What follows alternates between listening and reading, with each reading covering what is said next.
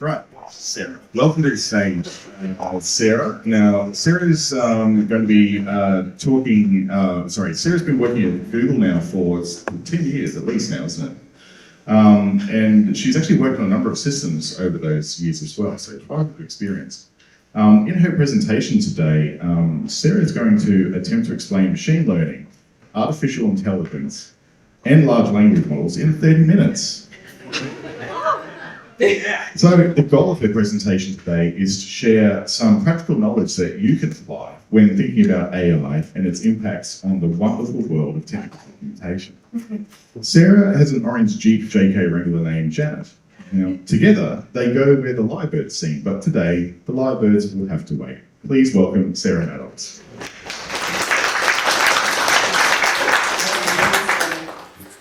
I'm delighted to talk to you about understanding AI and helping it understand you. So there is quite a bit of speculation out there at the moment about how AI might affect our careers and affect our roles and our jobs. And instead of adding to that speculation, what I'd like to do is give you some practical knowledge that you can apply when thinking about AI and its potential impact. All right, so for those of you who'd like to follow along on the deck, this is a link to the deck. So bit.ly/wtd-understand-AI. Okay, these are the topics that we're going to cover today. So first of all, a short description of the terms AI, which is artificial intelligence, and ML, which is machine learning, and the difference between the two of them. And then an overview of how AI works, and a look at the new kid on the block, which are LLMs, or large language models. And then also a glimpse in the ways that we can help an LLM understand what it is that we want it to do. First of all, what is AI? Well, a really quick definition is artificial intelligence, but there are actually quite a number of other definitions out there. These are some that I found floating around in the ether. So AI is an expert helper. So it's a system that can do the type of analysis that a human expert would do, but faster and with more input. Or AI is a usurper, so it's a combination of software and hardware that can convince a person that it's human. AI is an existential risk, so it's a potential cause of human extinction. And AI is hype, position passing. Here are some more considered definitions. So from Tech Targets, AI is the simulation of human intelligence by machines. Specific applications of AI include expert systems, natural language processing, speech recognition, and machine vision. Or from McKinsey & Co., AI is a machine's ability to perform the cognitive functions we usually associate with human minds. I have a proposal. We shouldn't talk about AI. How about instead talking about AJ? Artificial jumping to... So, this is a fairly well-known comic strip from the awesome XKCD. And it says, this is your machine learning system? Yep. You pour the data into this big pile of linear algebra, then collect the answers on the other side. What if the answers are wrong? Just stir the pile until they start looking like this.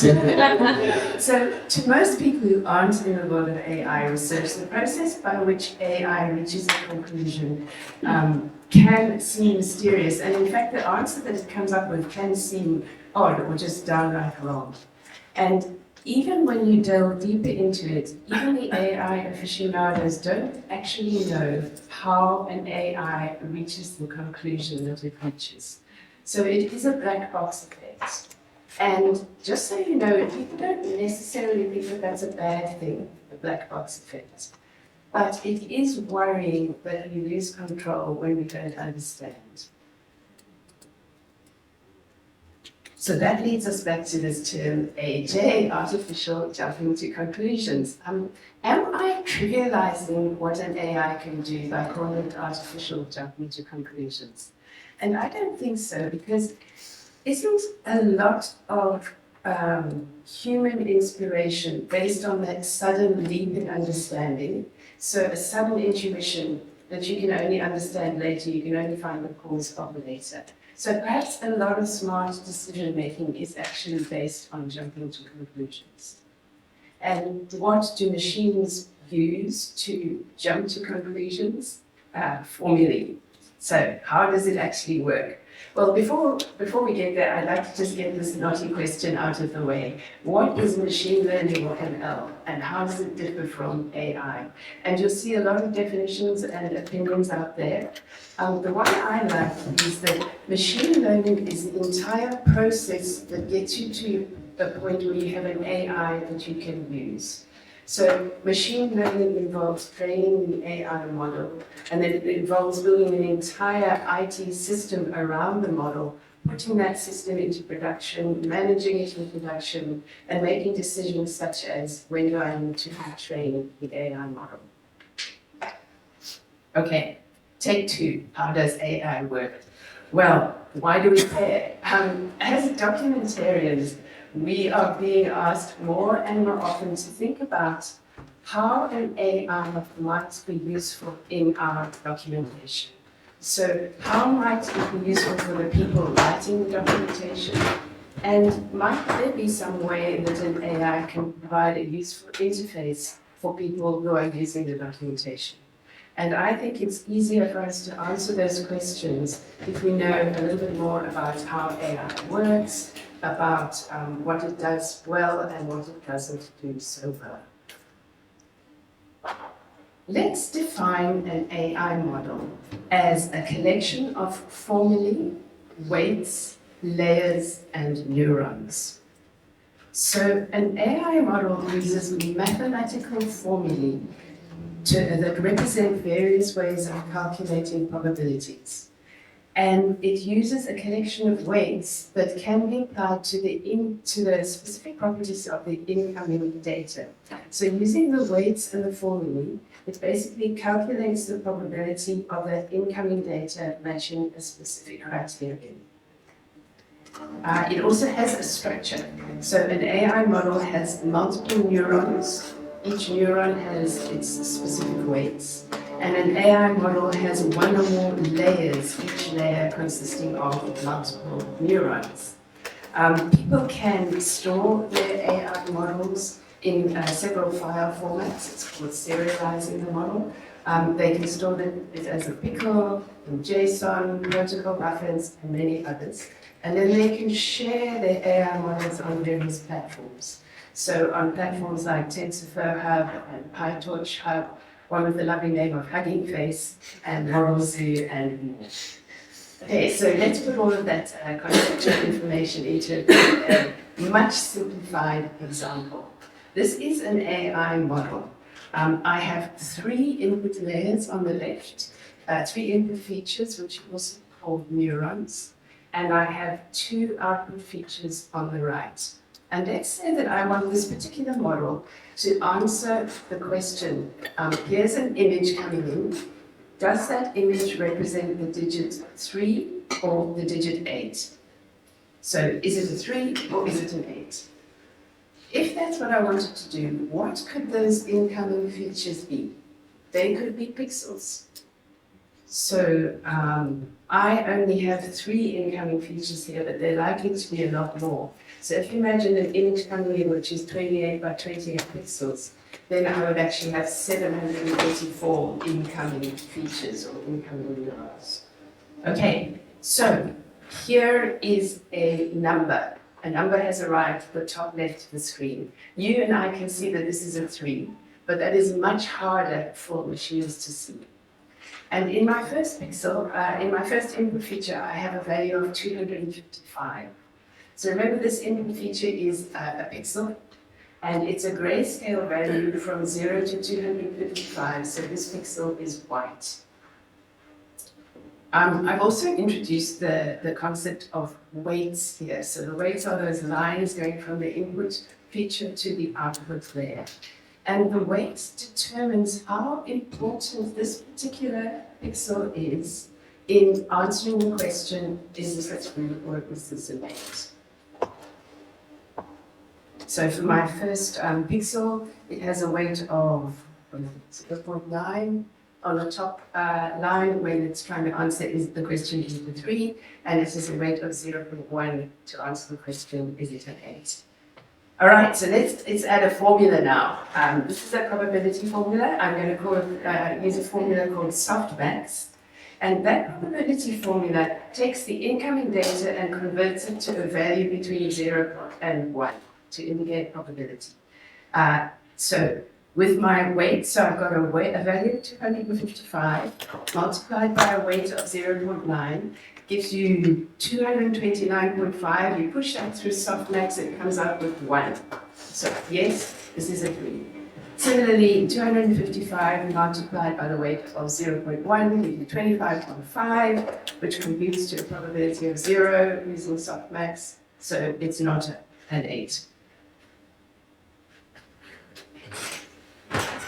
Okay, now it gets more complicated because we were only using one of the incoming features, but all of them have their weights. All of those weights get summed up for each of the output neurons and pushed through softmax, and softmax probability comes up with a value for the sum of the weights. So this could end up being something like 0.6, it's most likely a 3, and 0.4 is most likely not an 8. Okay, and then we need to add layers. So it gets more and more complex. This picture here is starting to look more like the pictures you'll see on the internet when people are trying to explain models. So I have added just one layer. Often models have many layers, and a model with more than one layer is called a neural network or a neural net. And what the internal or hidden layers do is they give the model the opportunity to apply more complex transformations to the data before it hits the output layer and before they make the prediction. All right, so that was the heaviest bit of theory in this course. And you, at your next dinner party, can now talk about MNIST. MNIST is a rather famous data set in machine learning. And it is kind of the hello world of machine learning. That image 3 that we saw in the previous slides comes from the MNIST dataset. And MNIST is basically a very large set of images of handwritten digits. Every one is 0, 1, 2, 3, up to 9. And the magic thing about MNIST is that they're all labeled. So humans have gone through these many images of handwritten digits and labeled them. This is a 0, this is a 1, this is a 2, and so on. And that means that when a machine learning system is training the model, it can match its prediction against the actual answer and adjust its weights iteratively until it gets as close as possible to the actual answer. And that is how a machine learning system is trained. So where does the structure of the AI model come from? So who decides how many layers the model should have and how many neurons there should be in each layer and which formula to use? And similarly, who decides what those weights are? Which weight should each neuron have? And the answer is the data scientist or AI engineer decides the structure of the model. So that could be you. When you are training the model, you continuously adjust the structure until you get the best possible answer. And the machine learning system itself decides on the weights. So during training, it just continuously adjusts the weights until it gets the right answer. That's why training a model takes so long and is so expensive in terms of computing power. Okay, so that was machine learning in general. I'm sure you've all heard of these new things called LLMs or large language models. Where do they fit in? These are some example applications that use LLMs or large language models. So ChatGPT uses the GPT range of LLMs. Google Bard uses Gemini now. Microsoft Bing Chat, Anthropic Claude, and many, many more. And LLMs aren't the only AI models, but they're the ones that everyone is talking about right now. They are a type of generative AI. And if you look at the picture on this slide, it was produced by a different generative AI. In this case, a text-to-image model. I went to a place called Dream Studio, which uses Stable Diffusion AI, and I said to it, draw me a picture of an old-style car driving down a high street with balloons in the air, and that's what it drew. So it's rather cute. So these are some examples of AI models that are not generative AI, not LLMs, but they might be useful for you to think about in the context of technical documentation. So a classification model. So the type of model that we would use to solve the endless problem that we talked about earlier is called a classification model. There are sentiment analysis models which can tell the mood of a person by what they're writing in text. There are image recognition models, speech recognition models, and many, many more. An LLM is a model that uses probabilities to decide what is most likely to be the next word in a sequence of words. From our point of view as humans, we experience an LLM as a system that has codified the structure and the semantics of language so well that we can interact with it, we can talk to it, and we can understand its response. They are different in structure from the endless models, and the way that they're trained is different, but the principles are the same. So once you understand the one, you can start applying those principles. LLMs are called large because they typically have billions of parameters, so billions of weights. And they're trained on very large data sets. An LLM could be trained on all the technical content in your organization, or in fact on the entire internet. This is a conversation I had recently with ChatGPT. So I said, tell me a joke about an AI and a technical writer. And ChatGPT said, certainly, here's a joke for you. Why did the AI break up with the technical writer? Because every time they argued, the AI always found a pothole in their explanations and the technical writer couldn't handle the syntax errors in their relationship. So I said, that's a bit convoluted. Do you have a simpler one? And ChatGPT goes, of course, here's a simpler one. Why did the AI hire a technical writer? To help with its artificial processing.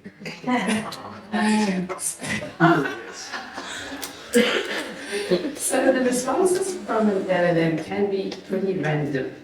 What I'd like to talk about is two ways of helping an LLM understand what you want it to do. So we're going to talk about feeding it relevant data by means of a technique called text embedding or embedding, and helping it tailor its responses by means of a technique called prompt engineering. And I think what's really useful to know is that these two techniques are not the same thing as training. They happen after training while the LLM is already in production, so it's something that you can do.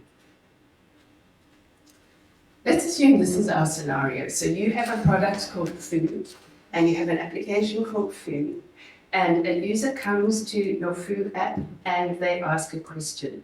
What you'd like the food app to do is to go and retrieve a document that can give context around that user's question. But how does it do that? And that's where we're going to talk about embeddings. And then having retrieved that document, what you would like to do is send that document and the user's question to an LLM. And you would also like to give the LLM some instructions about how it should answer that question. But how does the food app do that? And that's where we're going to talk about prompt engineering. Okay, let's tackle embeddings first.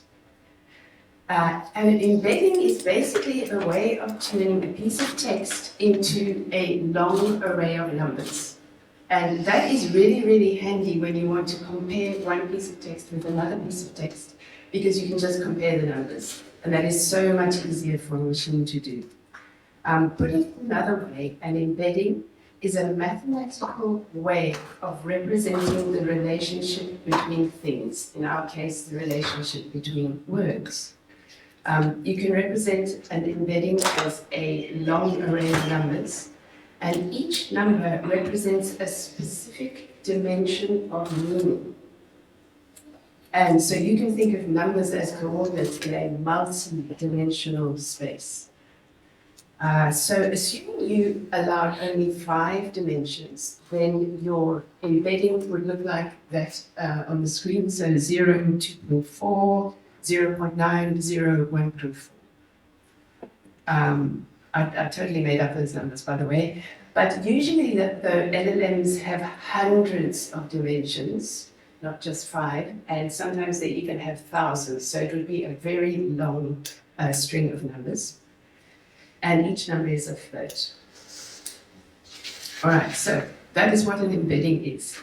Let's take a look at some words and the types of meaning that such a dimension might represent. So even with a very small number of words like I have here on the screen, there are multiple dimensions in which you can group them. So on the screen I have on the left cat, dog, moon and cow, and on the right jump and laugh. All right, so we can have the dimension of parts of speech. All my nouns on the left and my verbs on the right. Or we could add another dimension above the line of things that you might find in a household. So you might find cat, dog, jump and laugh in a household, but moon and cow maybe not so much. How about this as a completely different dimension? All the words that belong in a particular nursery rhyme. Hey diddle diddle, the cat in the fiddle, the cow jumped over the moon, the little dog laughed to see such fun, and the fish ran away with the spoon. So we as humans find it hard to represent more than even just 2 dimensions. We can think about 3 dimensions if we put the items in a room. Maybe you can imagine a cat and a dog and a cow and a moon hanging from strings in a room, all at different heights, and you can walk around them. We can even think about 4 dimensions if you add the dimension of time. So someone walks into the room and takes the dog out for a walk. But yeah, LLMs have hundreds, maybe even thousands of dimensions. And the other thing about dimensions is that we don't know what dimensions are that the LLM chooses. So remember, dimensions can be many, many things. Parts of speech, like we talked about. The sequential relationship of the previous word in a sentence. The part of the word, so is it the stem of the word or is it a tense indicator? The recency, is it a really old word or has it only just appeared in the language? The semantic relationship and many, many other types of dimensions. The point is that we don't know what the dimensions are that the LLM chooses. Okay, so I promised 2 techniques. Let's put embeddings off to one side now and talk about prompt engineering. Prompt engineering is a really big thing at the moment for data scientists and AI engineers. You can find a lot of information about it on the internet. It's also really interesting for us as documentarians in the context of technical documentation. So I have, first of all, before I show you the prompt, here are some definitions. The prompt is the question or instruction that you send to the LLM. So it could be just a simple question, or if you're having a conversation with the LLM, it could be the whole conversation's worth of questions and answers that are sent backwards and forwards every time you interact with the LLM. Or, most interestingly, it could be a document that provides context and a user's question. And prompt engineering is the science of constructing the optimal prompt to help the LLM know what you want it to do. Okay, so this is an example of a useful prompt. Let's say that you want to send an LLM piece of technical documentation, and you want the LLM to know that it should base its response on that documentation, not on the entire internet. So then you would say, dear LLM, you are an expert on food, a platform for building and serving web applications. You can answer questions from users about food. You are restricted to returning information that's in context based on the information that you receive. Do not talk about anything outside that context, ever. If you are unsure whether the user's question is in context, ask a question to clarify. Okay, so let's put all of that together. Let's talk about how you can use embeddings as a way of helping an LLM use your docs as a trusted source, and prompt engineering as a way of tailoring the LLM's response. So here's that diagram again, that flow chart, but now it's got a lot more of information in it. What's not on this slide is that you would run a batch job periodically, which takes all of your documentation and passes it to the LLM and says, dear LLM, please create embeddings for my documentation. So then you are going to end up with a database full of arrays of numbers, where each array of numbers represents a document or a section of a document. And now coming to what's happening on the slide, a user comes to the food app and they ask a question. The app requests an embedding for that question. So it goes to the LLM and says, convert the question's text into an embedding. So now it has a string of numbers representing a user's question, and it can send that question off to its database of embeddings and find the closest matching number. And then having found the number, it can retrieve the document for that embedding. So now the app constructs a prompt to send to the LLM, and that prompt has three parts. It has, first of all, that text, that engineered prompt. So, dear LLM, you are an expert on food, you can answer questions about food and so on. And then it has the document that it retrieved, and then it has the user's question. It bundles those all up and sends them off to the LLM. The LLM does its magic and sends its answer back to the app, and the app gives the answer back to the user. So this might all sound very complex. Who's using it at the moment? Can we try it out? So these are two examples of people that are using it out there on the internet at the moment. I will give that link to this deck again so that you can kind of find all these things and try them out yourself. Superbase was, as far as I know, one of the very first to publicize this kind of approach.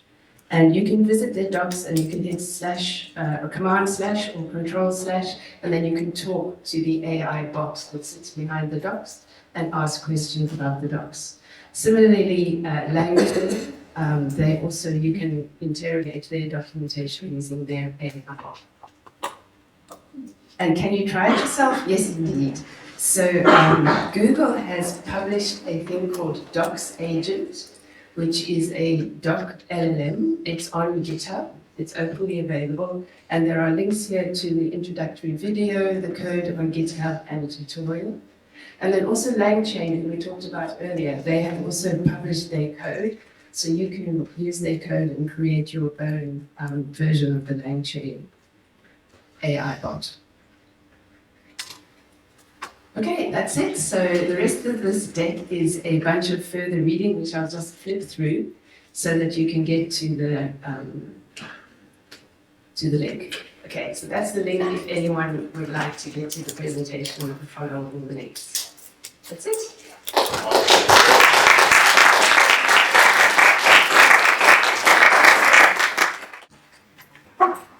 So, folks, what do you think about that? Do you feel a little bit more comfortable about AI, or do you think there's still our robot overlords that are going to take it? All right, open the floor for questions. Who's got some questions they'd like to ask? The question was about hallucination, which is a common problem with some AI. What are some ways that you can work around that problem with AIs? Yes, that is a really good question. And that is the main problem that AIs have at the moment. It's actually quite interesting. If you say to an AI, you are a helpful bot, It is much more likely to make things up because it's trying to please the user than if you phrase your prompt engineering in a different way. No one has completely solved the problem of hallucination yet. The problem is caused by the fact that the LLM in the background there, its job is basically to predict the next most likely word in a sequence of words. So it can quite easily go astray because it doesn't look too far ahead. So it can start answering the question, but then find a relationship that is completely in a different direction, just head off that way. There are a number of people looking to address the problem. One technique is in the prompt engineering. Another technique that people are looking at quite carefully is fine-tuning the LLM. So what they do is after it's been trained on, on the internet, they fine-tune it on their own documentation. And one of the ways you do that is you compile a very large set of questions with the correct answers, and you feed those into the LLM so that it learns the domain much better.